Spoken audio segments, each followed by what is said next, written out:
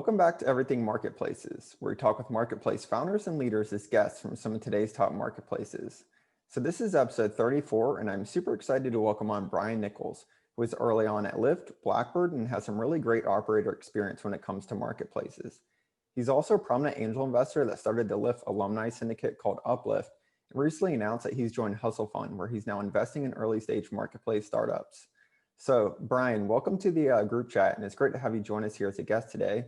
Let's maybe start off by you sharing more on your background for those that don't know you and how you first got into marketplaces. Awesome. Well, thanks for having me, Mike, and excited to be here. My background. I'm gonna give my background with a heavy marketplace lean. So I'll go into more detail about those things versus the others.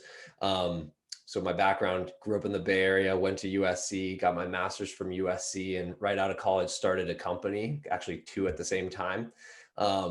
Ultimately ran with one of them and ended up doing that for about 3 years and sold it. After I sold it, I moved back up to Northern California and started, figuring out what I wanted to do next. And this was at the time that Lyft was the pink mustache on the front of the car company. Uber was this 800-pound gorilla.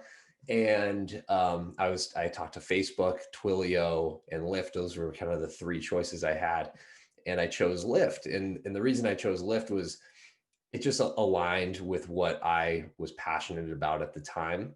And I became the California market manager for Lyft. I was really at first focused on just the Northern California market. And eventually I was looking over all of the California markets. So there are 9 major cities that fell into my purview at the time. And that was a really challenging task to do from my desk at San Francisco, just trying to balance supply and demand and do it in an efficient way. So spent about 1.5 years running the California markets, and then shifted into helping us expand locally. So then, just like Uber, Lyft has local teams, and I helped build those out in 25 different markets, including launching some markets as well. And so at that point, my team was about a team of 10, and we hired and trained those local teams on how to integrate with headquarters. And I think a lot of marketplace companies have the same exact model that they have to try to figure out is what is the effort that they should be putting into the market, the local market team level. And some companies go heavy on that and some go light. And that was actually a big debate for years at Lyft. And it was would go back and forth. And Uber made the decision very early on to just go all in on local teams. It turned out that it was necessary to go all in on local teams because of a lot of regulations that came later. So anyway, did that for about 3 years in total at Lyft. It was an awesome experience. Really, really grateful for that. Went from there to Zoox. It was a self-driving car company that sold to Amazon. And I was on the operations team basically trying to get us from 0 to 1. Let's get, self-driving cars on the road. And you'll notice this theme of transportation marketplaces. I went to Blackbird from there, which is like Lyft, but for propeller planes. And that to me was kind of the double black diamond of marketplaces, where heavily regulated space, operationally very challenging, so archaic, fragmented industry on the supply side. And you also had the kind of the safety concerns too of people getting afraid or generally afraid to get into a propeller plane. And so that was, to me, the best marketplace experience of them all. Learned a ton. And yeah, we ended up selling that company to Surf Air. And then along the way, I really, wanted to get more involved in angel investing. I started the Lyft syndicate, which now has 750 people in it. We've invested in about 15 companies together. And a lot of those companies are marketplace companies, primarily because that's what the type of companies that we can help support as a group of Lyft alumni. That's, to me, the most important piece of investing is what happens after the check comes in and how much support you could actually offer those founders. And that's, I believe strongly that we're a good group of people for that. And so I've been running the Lyft syndicate. I still run the Lyft syndicate. I joined the company called On Deck, which is helping a lot of people break free of their typical job and become full-time in other things like becoming a founder, becoming an angel investor. A lot of new cohorts have launched and On Deck is on a roll. I launched the On Deck Angels program, which is a community for angel investors. And then recently, just announced yesterday, joined the Hustle Fund team as a venture partner, where I am helping on the investing side as well as building some cool things on the angel side as well. So that was a long background, but hopefully enough detail to give us some stuff to work with here. No, that's great. Thanks for sharing more. And you have quite the experienced background. And by the way, congrats on the news with Hustle Fund. So that's Thank you. fresh off the press with yesterday. That's right. Yeah. Yeah. So we do kind of want to take a step back maybe and, talk about the early days of Lyft and just kind of looking back at it maybe now, what were some of the kind of key lessons that you learned there that kind of better equipped you, as you went to Blackbird and now kind of investing in marketplaces? Yeah. God, so many lessons learned. I think the thing with Lyft the thing that I think about with Lyft is that the demand side was there, right? Like product market fit on the demand side was there from day one. It was cheaper, faster, better than taxis. So then it was really about how do you balance supply and demand, and the supply side was much harder because retention was a lot harder and it's expensive to get a driver. And so, it's not that easy to just convince somebody to become a taxi driver. And Lyft was masterful with the messaging there. But at the end of the day, like you were just driving other people around just like a taxi driver does.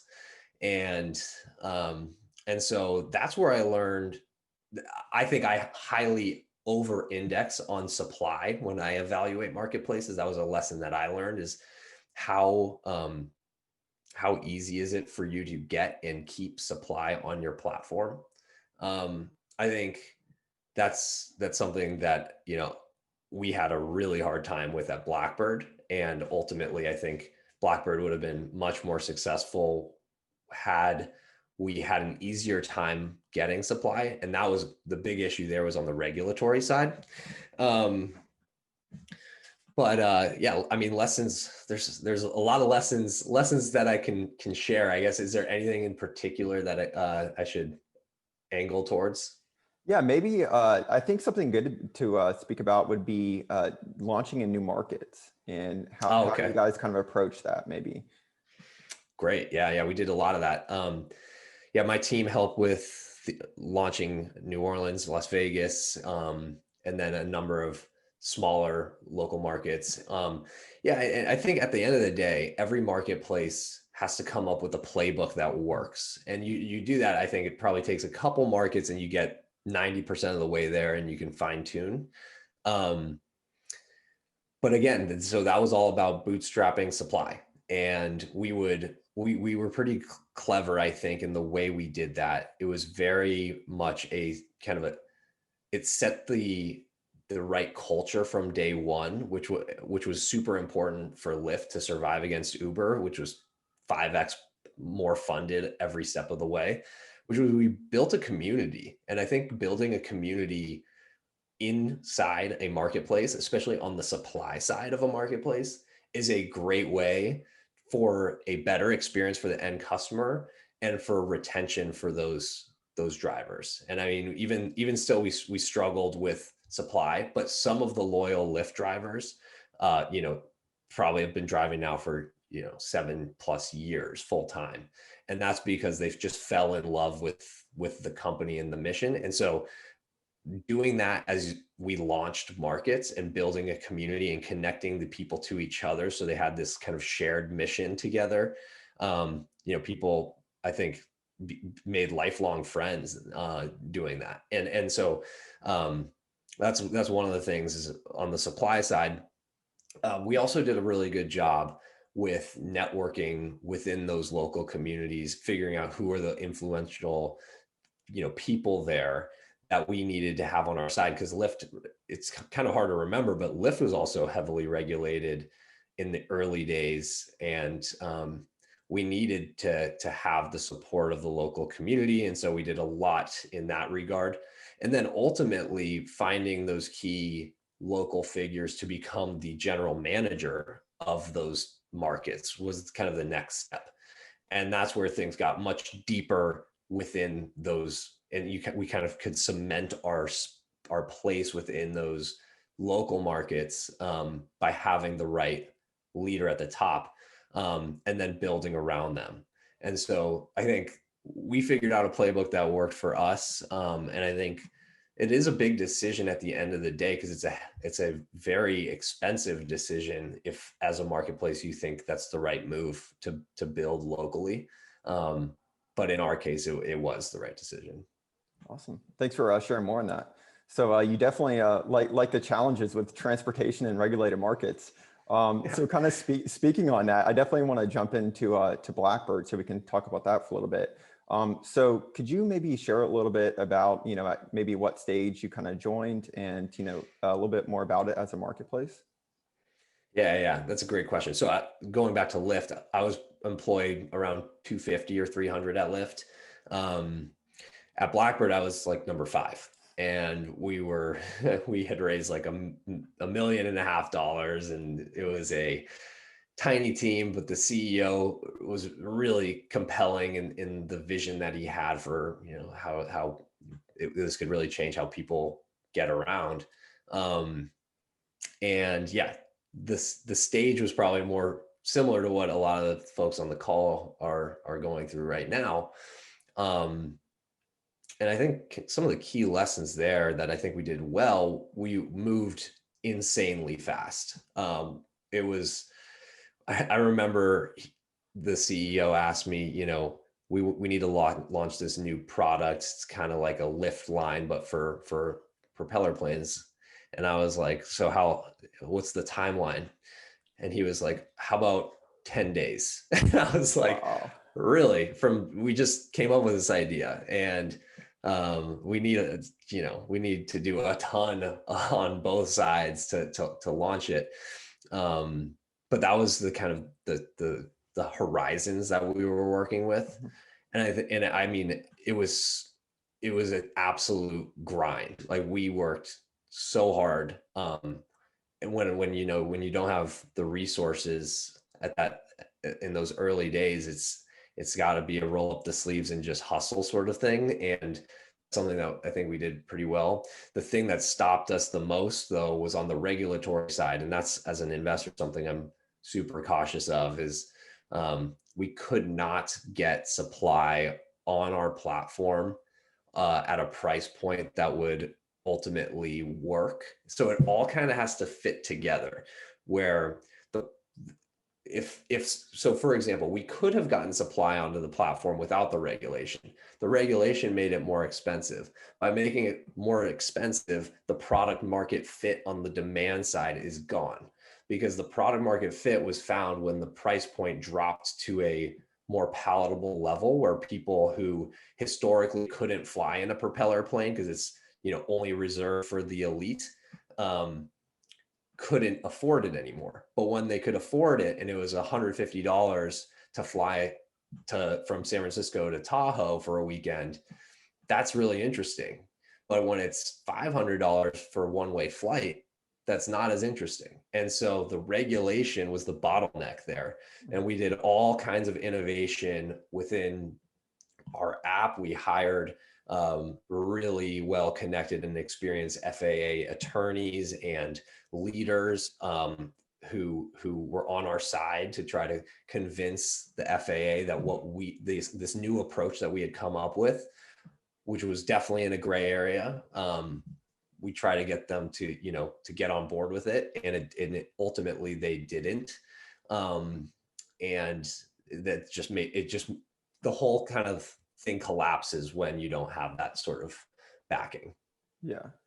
I remember looking at it at the time when you guys first launched the app and whatnot, and I was quite impressed with how many pilots you had on Could you maybe share about, just given your kind of experience with, the focus in building supply in new markets at Lyft, kind of maybe just an example of, some of the tactics and, your approach that you use to build the supply early at Blackbird that might be helpful for us as early stage founders? Yeah. I mean, I think, supply referral programs ultimately are the key if you can get that going. The thing that was interesting with so we definitely use that at Lyft. That was one of our main channels, was referrals. Same with that Blackbird. And then, a lot of your more classic scrappy channels of using Craigslist and Indeed and like other hiring platforms as a way to source supply in this sort of marketplace. And so it's getting kind of scrappy with that. With pilots, what we did actually there was, and this is also very scrappy, but you could download the list of pilots, because the one advantage of it being heavily regulated is that there's also a lot of kind of government provided information. So we could download the entire list of the FAA pilot directory, and we can basically, match that up with email addresses. And so we just had a growth marketing guy who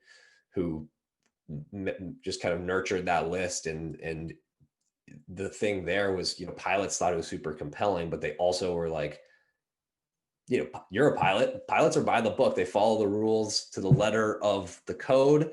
And they're like, how is this legal? And so some of them were not down to fly and others were. But it took a lot of convincing.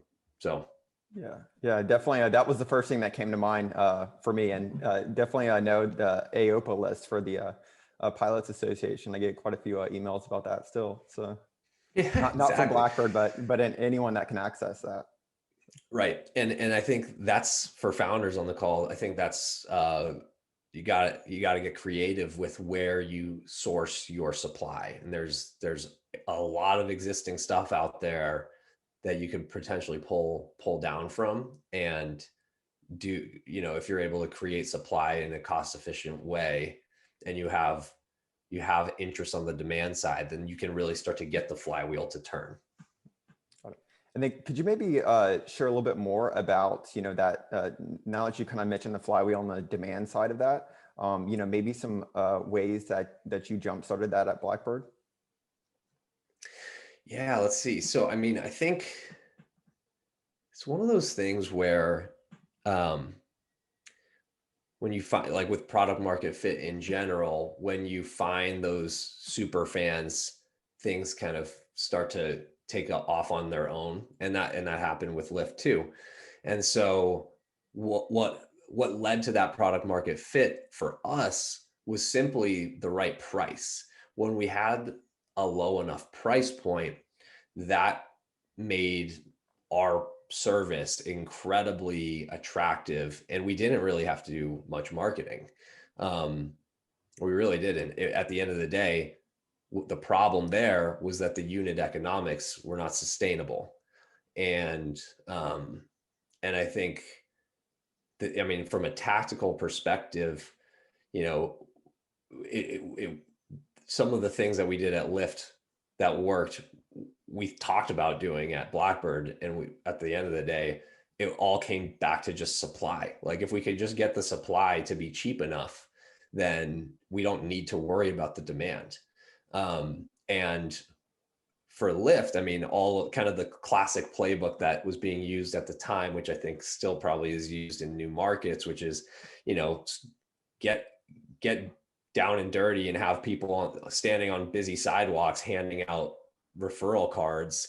And we did that with both ambassadors and with drivers. So supply brought on demand and made a ton of money just handing out referral cards. So that sort of thing made sense in a frequent transaction sort of marketplace. Whereas for Blackbird, all the other kind of hacky, super scrappy ways weren't as necessary as just, let's get as much supply onto the platform as we can. Yeah. Thanks for sharing more on that. So I feel like we could talk about Blackbird for probably this whole chat. So we'll just kind of move on from there. Could you maybe share more about, how you started the Lyft syndicate? Because I find that, super interesting. And then maybe some of the marketplaces that you guys have invested in. Yes, sure. So, I mean, I had a ton of friends from Lyft who really missed the early days of Lyft where we were really scrappy, and those same people, had made some money from the IPO and all that, or were expecting to, and so um, I was hungry to become more of a investor, and so I got all those people together, reached out to probably 200 people who I worked with at Lyft, and got the ball rolling, found a couple companies that I thought were exciting, and we used AngelList as our platform to bring everybody together and invest together. And a couple companies that we've invested in are Airhouse, which Kevin Gibbon was on this call once upon a time, maybe a month or two ago. Is that right? Yeah, he was on. He's great. So Kevin's a beast. Yeah. So we're really excited about Airhouse and what they're doing. For those who missed that call, it's a managed marketplace. It's somewhat a little bit different, but for shipping and logistics for D2C companies primarily. And it's a super fragmented and archaic space. Kevin knows it super well because he was the CEO of Ship, which famously raised over $60 million and had kind of an implosion. And some investors would look at that as a huge dark spot on the resume, but I think that's like the best possible experience that he can then apply to starting something in a similar space, but with a whole new approach. So Airhouse is one. Really bullish on talent marketplaces. I think just the future of work in general is a hot space, and with all the accelerated change from the pandemic, I think there's a lot there. So I'm in a company called Contra that I think is doing some really interesting stuff on the talent freelancer space. There's a company called Brain Trust, which is also in the talent space, but it's taking actually a more blockchain-based approach to marketplaces, which is a whole new animal. The Brain Trust CEO is the CEO of Doctor On Demand and also one other marketplace company before. And his insight is in some marketplaces, in fact, he uses Uber and Lyft as an example, the supply side is getting ripped off by the transaction fee, the 20% margin that's taken from them by the intermediary. And so the business model that he's building with Brain Trust is completely different. I would recommend people take a look just to see what they're doing at Brain Trust and try to learn a little bit about it, because that could be a future for how marketplaces are building, I guess, in a more incentive aligned way. That's another one. And then yeah, I could keep going. I'll stop there and let you ask again. No, that's right. I'll share the links to those and the details of those too after. So that was at Lyft, at the building out the syndicate for that. So could you maybe share a little bit of more about Hustle Fund and what you guys are up to there? Yeah, sure. Yeah. So at Hustle Fund, Hustle Fund is a pre-seed venture fund, about $50 million under management. The founders, Elizabeth and Eric, are friends from Stanford who worked together at 500 startups back in the glory days of 500, and eventually broke off and started Hustle Fund. They brought their other Stanford classmate, Shien, in, and the model is very interesting. The team at Hustle Fund invests $25,000 in pre-seed companies, usually sub $5 million valuation. And so with that $25,000, they work alongside those companies and see what their output looks like over the course of 6 to 8 weeks, because they determined during their time at 500 and as founders themselves before 500 that it's all about velocity. It's not about pedigree. And what they can do with 8 weeks of insight from working alongside these companies is make much more strategic, bigger investments after those 8 weeks. And so then that's more of like $100K to $200K check. And it's going really well. I mean, it's been around for about 3 years. The portfolio includes Webflow, NerdWallet, Boom Supersonic, and a number of other, breakout companies that aren't like household names quite yet, but I think they will be. And so I think Hustle Fund's very well positioned in an ecosystem that requires some innovation in order to keep up with the innovation on the founder side itself. And so I'm joining the team, helping on the investing side, as well as helping build out some new initiatives that we think are going to be really helpful for founders. Because at the end of the day, Hustle Fund is a founder-centric venture fund, and that's part of the reason why I joined. Is I just think that is going to become a key differentiator over time. Yeah, that's great. Yeah, I definitely would agree with that. So we're going to jump into questions here in a little bit. I know there's going to be quite a few probably on the fundraising side. So I did kind of want to ask a question, and that's given your unique kind of operational experience, and especially in the on-demand transportation space, and then, running the Lyft syndicate and now investing at Hustle Fund. What are some maybe, I would say, common characteristics of kind of standout founders that you've seen that are early stage marketplaces? Yeah. Okay. So Contra is a perfect example of this. So Ben Huffman he totally understands the freelancer marketplace in a way that very few people understand. He hired 250 freelancers while he was running his last business that he did very well with. He surveyed 10,000 freelancers in terms of getting the insights that he needs to build the platform that they want. And so I think it's that like super, super deep domain expertise in that particular industry that is key. And so I love finding that. And that also ties into something that Anne Miraco at Floodgate really emphasizes, which is with a founder, why is this your life's work? Why is this a meaningful job to you? And like you can't sleep without solving this problem. And I think that also ties in. It's like, how deep is that expertise and how strong is that passion to actually to build that thing? Because I think that's where you get the unique insight and you get the effort, and you have to package those two things together. And then I think Adam Jackson with Brain Trust, he developed his unique insight by basically running multiple marketplace businesses through IPO. And so he really understands from a business perspective at a very high level, like what are the issues with marketplaces in general. And so he developed that unique insight just with kind of time and experience. So those are some attributes. One thing, if I could go back just a little bit, one thing I wish I had said when you asked about some lessons learned. This is more from my experience at Lyft, which is that macro shifts are at the core of the growth of the companies. And it's the companies that take advantage of those macro changes and tailwinds that get a massive boost forward.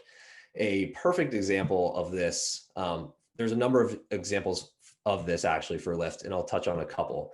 One is events. So with Lyft, we found out, it took a long time for us to really acknowledge this, but things like Coachella, Outside Lands, Art Basel in Miami, those events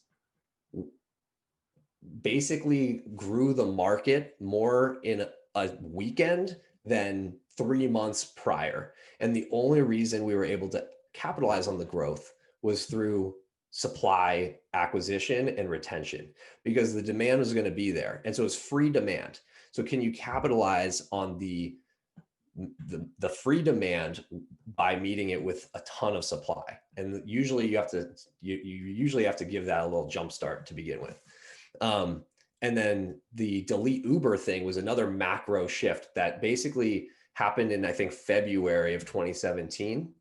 Delete Uber, over the course of those 2 weeks, we hit our goal for the year that we were trying to hit in December of that year. And so while you don't have control over what the trends are, you do have control over how you manage those trends. And that is where you can get really efficient growth. And something that I talk to founders a lot about is trying to capitalize on that. And then just wanted to call out one thing, which is a couple company, or at least one company that I think is incredibly well positioned for that is Peerspace. Peerspace, for those who don't know, is like Airbnb, but for booking conference rooms and kind of event spaces. And I think that as we come out of this pandemic, locked up in our house situation, and there's this long tail resistance, I think, of going into an office regularly. For example, Hustle Fund no longer has offices and won't have offices, but we do want to meet in person. So what are we going to do? I don't think my house is a perfect place to host Elizabeth and Eric for our, next investment meeting. I think we probably should rent out a conference room. And so I think Peerspace is in a very well positioned to capitalize on this. And I wish I was an investor in this company, by the way.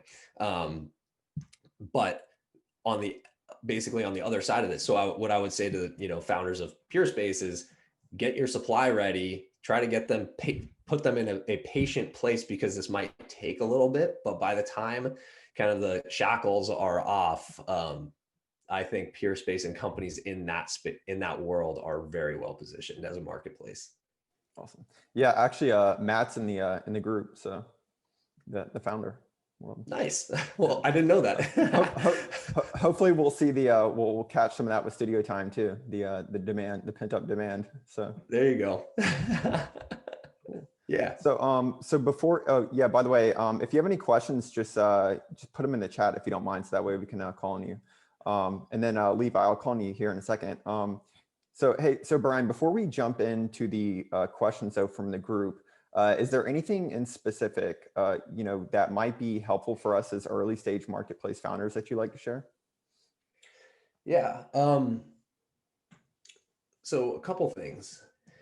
For those who are scoping out an industry in terms of what to look for, I think, I have some notes that I often reference when I'm looking at marketplaces. I would think about the one thing that maybe doesn't immediately come to mind, but it's often a reason I say no to potential marketplace founders is, what is the average order value and what is the frequency? And I bias heavily towards frequency. I think if there's a very high order value, that's great. But if it's only once a year, that's not great. And if it's once every 5 years or 10 years, that's even worse. And so the holy grail is super high order value, super high order frequency, which is actually something I think Blackbird had going for it. People were going to fly regularly on weekends, high order value. But if it's, so that's one thing to just keep in mind is what are those things? What do those things look like for your space? And how are you going to answer the question when an investor asks you about it? If you're, let's say, very low frequency and very low value, that could be a big problem. So that's one thing that I would really urge people to look at.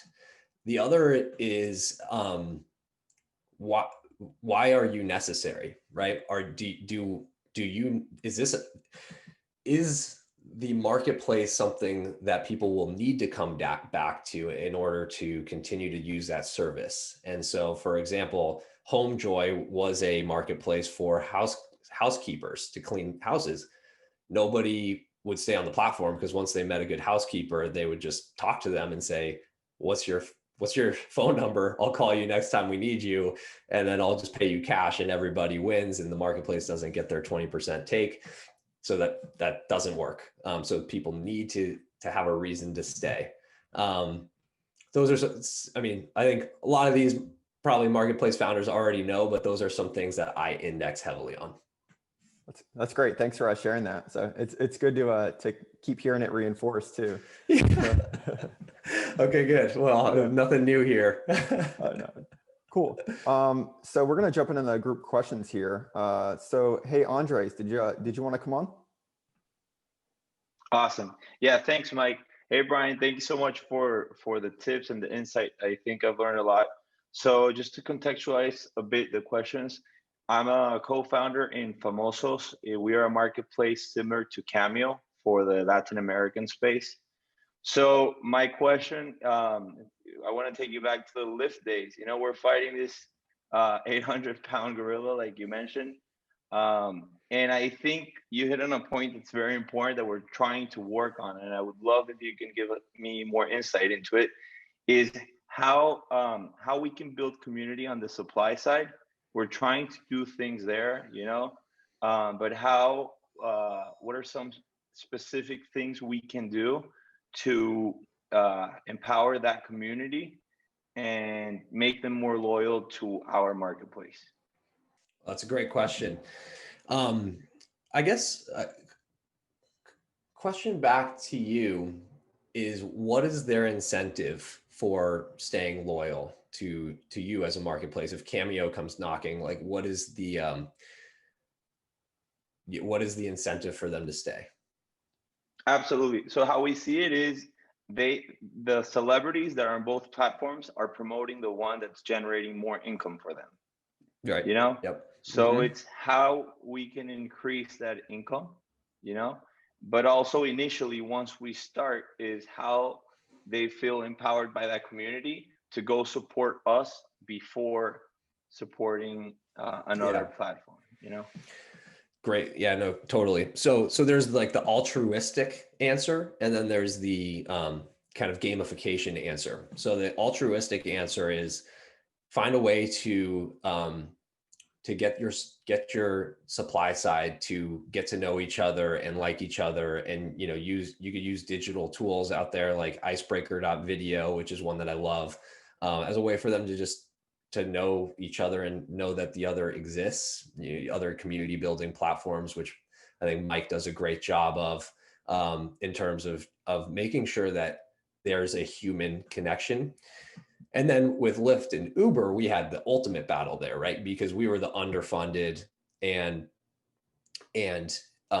many Uber drivers also drove for Lyft and vice versa. So how do you get them to stay? And so we had this great incentive we had a couple of great incentives that Uber was very hesitant to copy. One was tips. So with Lyft drivers, you could tip the Lyft driver in the app. With Uber drivers, you could not. You explicitly couldn't. Travis Kalanick was very against it for many years, and we were very grateful for that. Eventually he changed, but that was one. Number two was this thing called the power driver bonus. The power driver bonus was structured in a way where when you hit different tiers, you earned better commission take rates. So the typical Lyft driver, the take rate is 20%. If you drove 50 hours, had over a 90% acceptance rate, meaning you wouldn't cancel on passengers, and you so 50 hours, and I think that might have been it. And maybe you hit like over X number of rides, you got a 15% commission rate. And then, you move up the ladder, you basically are driving full time, you get a 10% commission rate. And that boxed out Uber because you couldn't possibly hit those different price breaks and drive for Uber. Awesome. Great, thanks. Yeah, that sounds like something we're going to implement soon. Thanks. That's a great question, and thanks for the answer, Brian. Yeah, sure. So, cool. Let's see. Hey, Tomas, did you want to jump on with that question? Sure. Yeah. How's it going? And Warren, Brian, thanks so much for taking the time to connect. It's really great to hear from your stories and your experience. So my name is Tomas, and I'm a founder of a marketplace called Simple Surf.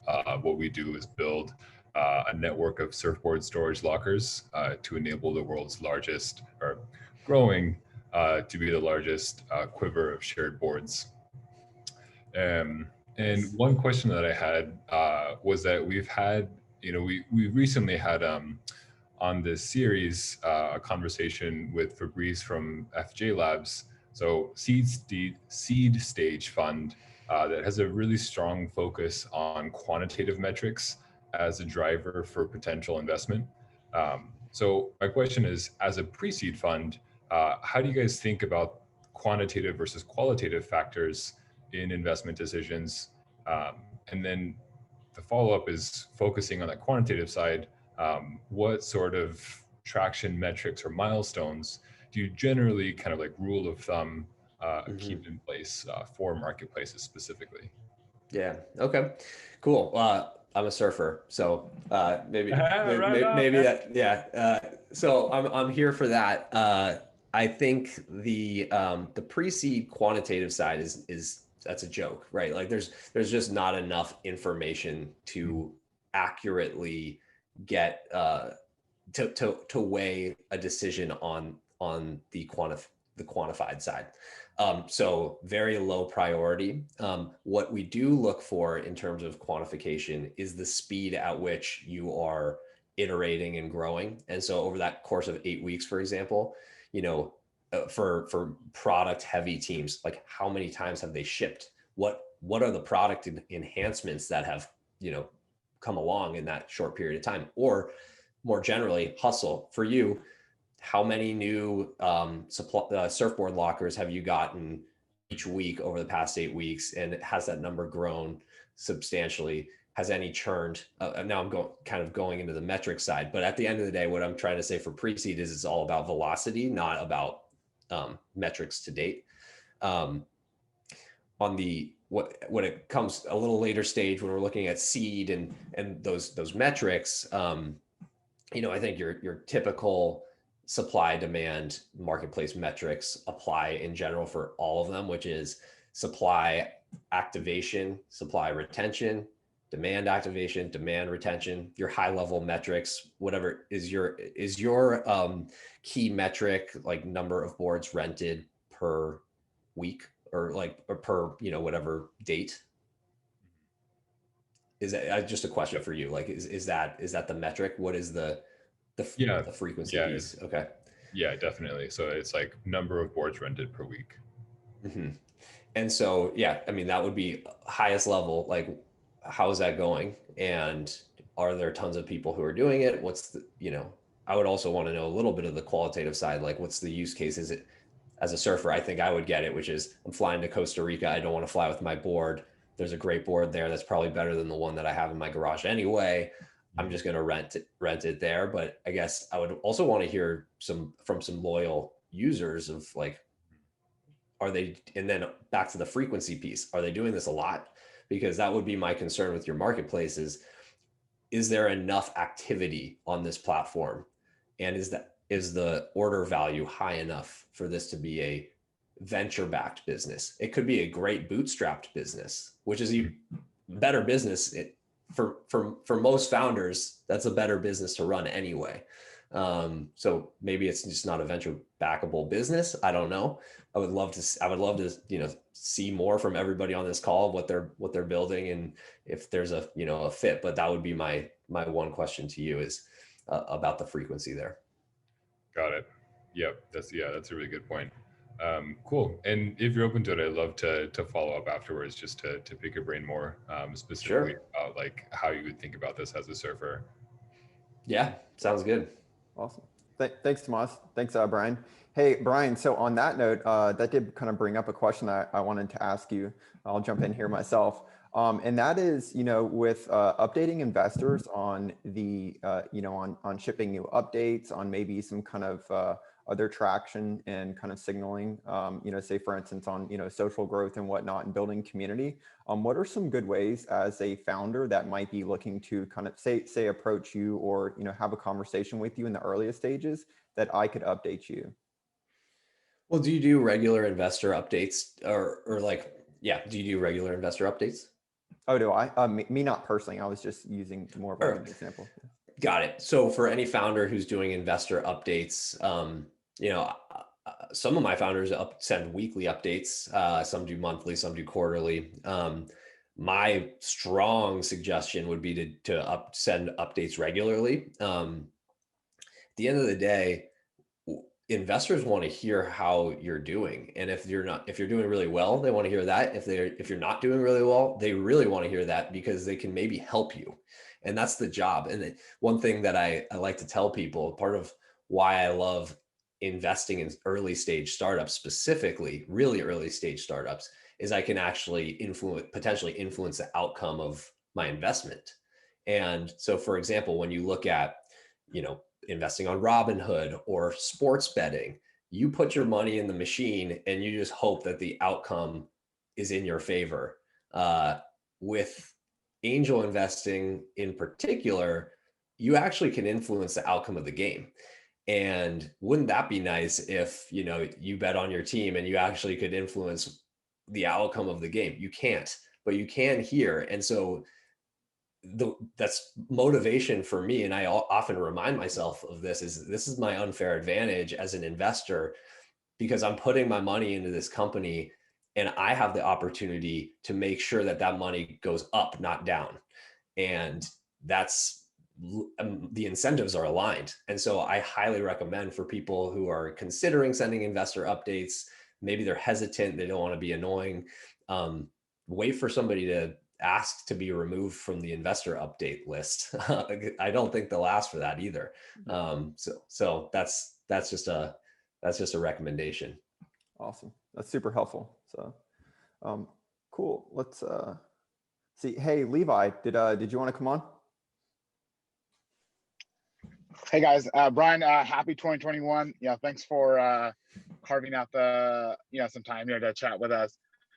I'd be curious to ask you a couple of questions. So every Friday for the Everything Marketplaces, I run a group of founders, focused on fundraising.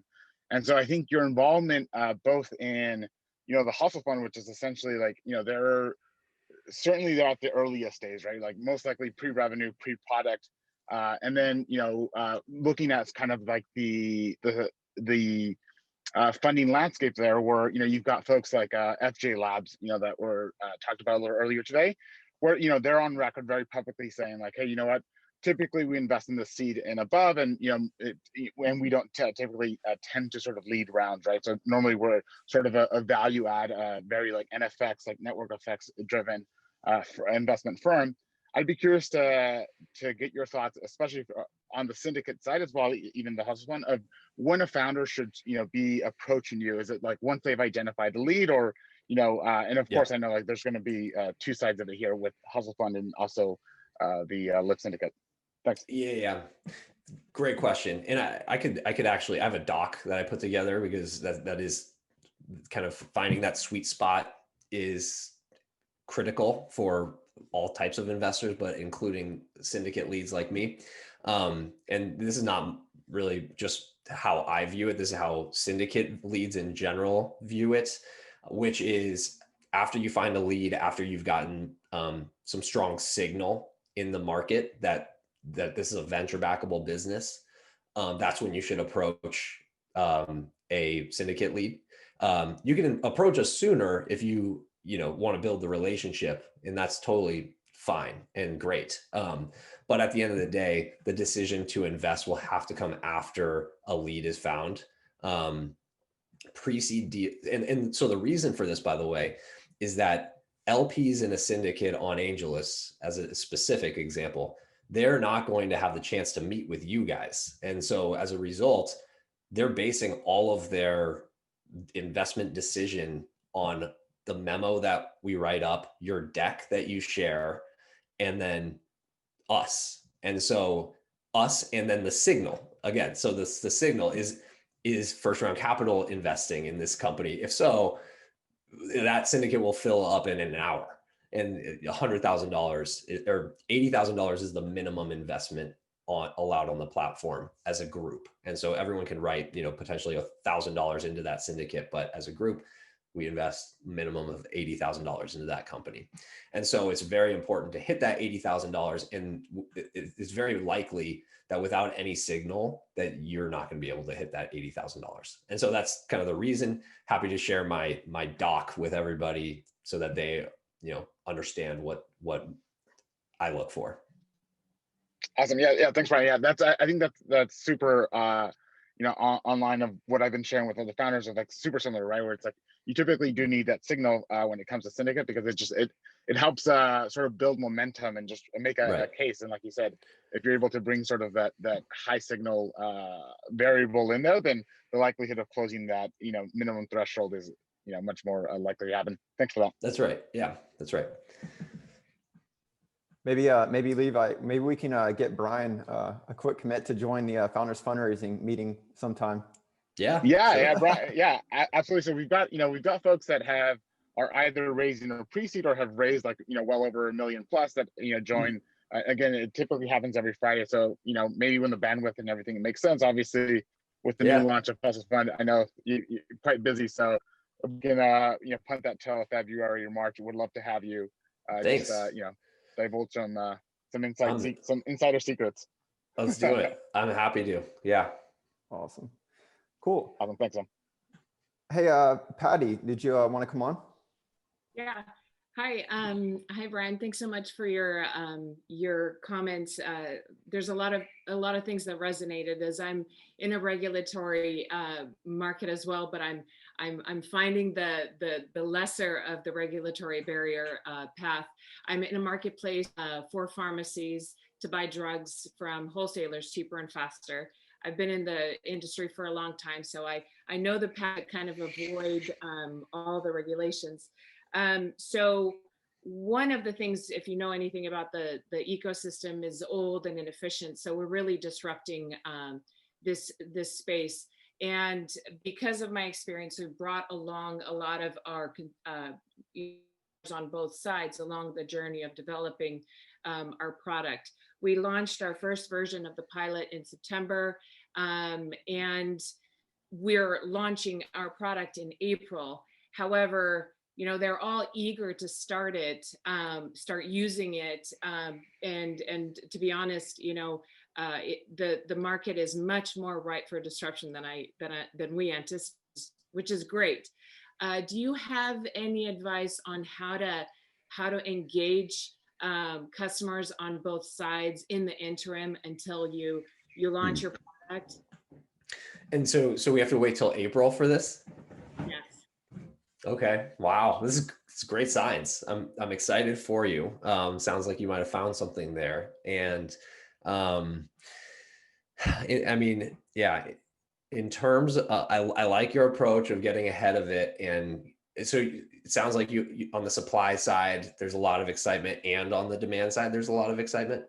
Yes, we started with the pharmacy side just because that's where my experience lies. And then as we developed and we were talking to customers, we realized that there's a lot of gaps in the supply side, and inadvertently we were creating a marketplace. So we started filling, holes in both sides, and we are getting a lot of traction on both the pharmacy side and the supplier side.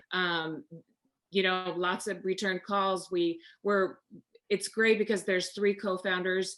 One has experience in healthcare startups in the sales organizations. So, that's obviously helped us tremendously. But now, we're getting a lot of hunger, but we do have a good space of 4 months. Okay.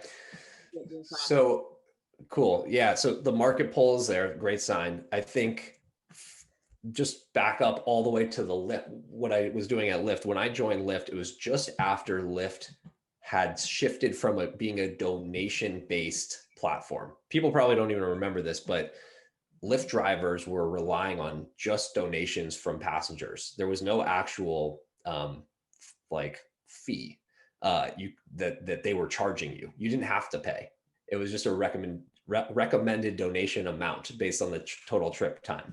And so taking just some scrappy experience from that, I think I would hypothesize that maybe there's a way for you to start bringing the demand and the supply together now, between now and April, in a clever way that's not illegal, that's not that, you know, you're not going to burn bridges, but it's a way for you to actually start making the thing happen in a really small way, and to kind of testing out your processes and seeing if they work, and cleaning that up. Because waiting, you know, between now and April, that's you know, a long time, and you can do a lot between now and then to start bringing those people together, getting some advice. I mean, you could do this on a really small scale, and I think you'd learn a lot. And, you know, these people, you could, what I would do there is make them really proud of the fact that they're part of this really small focus group of, you know, 5 on each side, supply and demand. And you guys are our pioneers here. We value you so much. And, you know, we want you to be along for this ride for a long time. And we're going to build this for you specifically. And so I think I would try to find a way to start literally tomorrow, and figure out how to do that. Okay, thank you. And hopefully I didn't just get you in a ton of trouble, because I know nothing about that space. So No, you know, there's an engagement way, but it's creating a community, and that's kind of what we've been tossing around, ideas. And there might be an interesting way, especially to bring in COVID. Obviously, that's very pertinent in the healthcare space. So, all right, gotta work on this. try to bring them together. See how it goes. Thank you. Awesome. Well, this is great. So we're almost out of time here. I want to be respectful of that, Brian. But this is, yeah, you're going to have a new fan club here of Marketplace founders. So with that, before we wrap up, is there anything that you'd like to leave us with? I would leave you with this. Building a marketplace company is the double black diamond of startups. It is, somebody recently said this and it totally resonated with me. You're actually building 2 companies at once. There's the supply side company and the demand side company. You want them to talk to each other and work together very closely. But the reason why marketplace companies are so hard is because you're actually building 2 companies. And that's really tough. So be gentle with yourself as you go through the ringer, because this is hard. But the reason why I like marketplace companies is the difficulty is what makes it defensible, in my opinion. And once you kind of get that flywheel to spin, it's hard for other players to catch up to you. And so it's worth it if you're able to make it work. If you're not able to make it work, you'll learn more from that than you will from the success. That's my experience with Blackbird. I learned way more from Blackbird than I did from Lyft. Everybody loves to talk about Lyft because it's an awesome story and an awesome company. But I learned more from Blackbird, and that's because of how hard it was. and I think that's, you know, just be okay with the fact that it's going to be a slog, and at the end of the day, the value will come from that experience, and you'll be able to apply that in really any other direction you go. My hope for you is that you're able to break free, and that along the way you and I chat, and I'm able to help you. So hopefully we'll keep in touch, and thanks for having me, Mike. Yeah, no, this is amazing. That was a great way to wrap it up. So right before we cut it off though, just quick plug, where can we keep up with you? I'm starting to tweet a little bit. I don't love it, but my brother now has 40,000 Twitter followers. He's a doctor, and he's got a huge following. So I kind of have to try to follow in his footsteps once again. So probably Twitter would be the way. My Twitter handle is embarrassing. It's B_Nicks, NICKS11.